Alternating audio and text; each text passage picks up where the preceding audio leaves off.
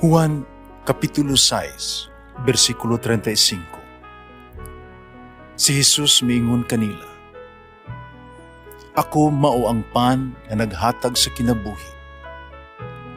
Ang muari kanako dili nagayod gutomon, ug ang mutuo kanako dili nagayod uhawon." Ang mga puno Pan sa kinabuhi. maglikon unta sa mong pagtuo ug gagakabi sa pagtuman sa imong mahal nga kasuguan. Ginoo na kaninyo. Santos nga Ebanghelyo sumala ni San Marcos. Sa dihang nabilanggo na si Juan, miadto sa Jesus sa Galilea, nagsangyaw sa maayong balita sa Dios. Mingon siya, miabot na gayud ang panahon nga maghari na ang Dios. Busa, hinulsuli, biyai ang inyo mga sala, ug tuhuin ninyo ang maayong balita. Samtang nilakaw si Jesus sa daplin sa lanaw sa Galilea, nakita niya ang duha ka mananagat, si Simon ug ang iyang igsuon nga si Andres, nga namukot. Nga si Jesus miingon kanila, "Kuyog kamo kanako, utudluan ko kamo sa pagpanagat og mga tao." Diha-diha, ibiyaan nila ang ilang mga pukot, umikuyog kaniya. Ipadayon si Jesus sa unahan, nakita niya ang laing duha ka managsuon, Santiago ug si Juan, mga anak ng Zebedeo. Dito sila sa ilang sakayan, nangandam sa ilang mga pukot. Pagkita ni Jesus kanila, gidapit niya sila sa pagsunod kaniya. Busa, gibiyaan nila ang ilang mga amahan dito sa sakayan, uban sa mga sinuhulan, umikuyog sila kang Jesus. Ang Ebanghelyo sa Ginoo. Pasalamati ang Ginoo kay siya maayo, ang iyang gugma mulungtad hangtod sa kahangturan. Pasalamati ang Dios sa tanang mga Dios, ang iyang gugma malungtaron. Pasalamati ang Ginoo sa mga Ginoo, ang iyang gugma balungtaron.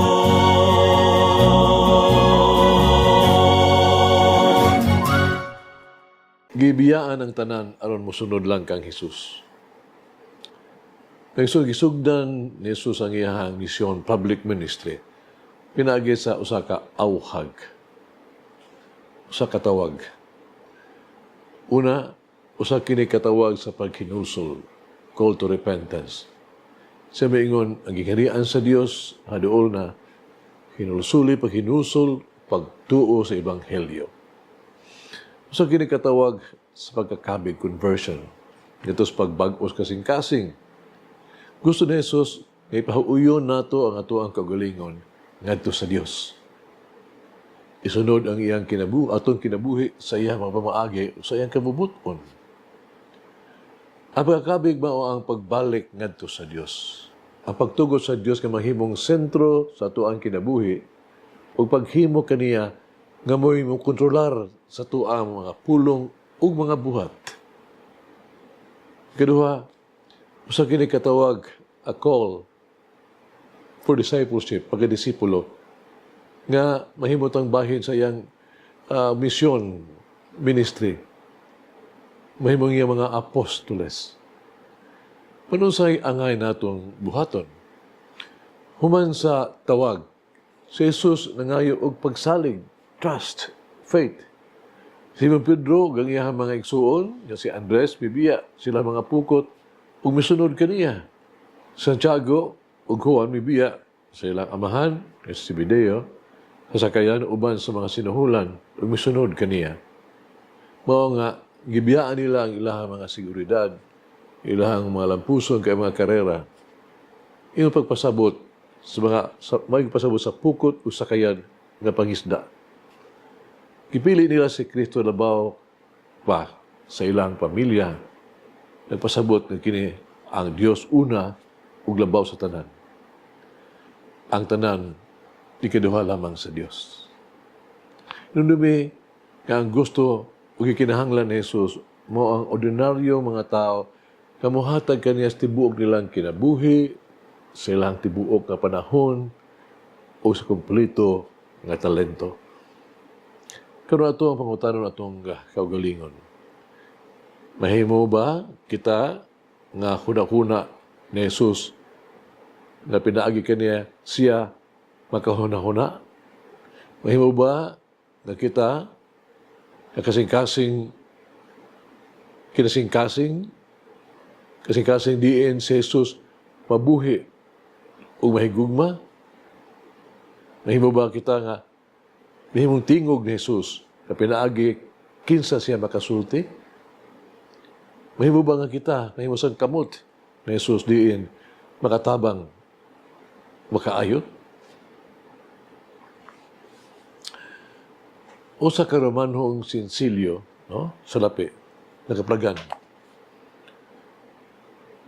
Sa Cohen, sa salapi, doon ay dibuho sa usa ka baka. Nga ang baka nag-atubang sa duha ka tanaon.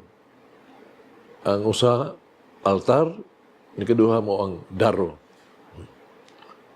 Silalong sa imahen sa baka, doon ay usa ka inscription. Andam alang sa duha. Ready for both. Hagit sa kinabuhi. Kanunay ba kita ang anaa kang Jesus? Nga walay pagduha-duha? Walay kondisyon sa matag gutlo sa itong kinabuhi? May so mag-ampo kita. O magagahong maluluyon na Diyos. Paubsahanon kong mangayo kanimo sa grasya. Kamahimo akong mapailubon sa mga tao. O mga padayon sa ako ang mga buhat nga mahiuyon sa ako mga pulong umatulad-anon sa ako ang pagsalig. Nagtuo ako nga diha kanimo o pinaagi sa imong grasya mahimo ang tanan.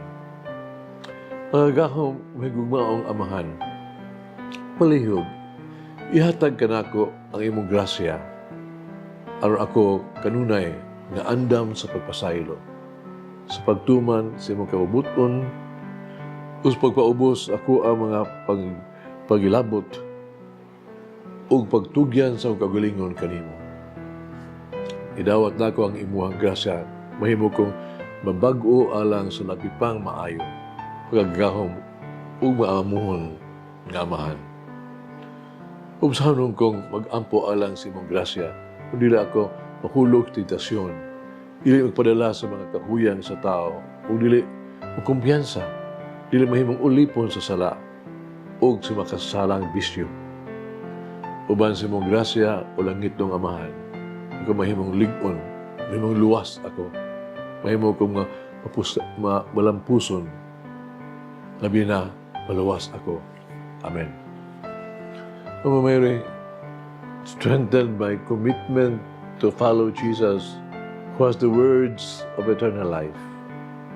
Langin na ang Diyos magagahom sa tanan, Amahan, Anak, Espiritu Santo. Amen.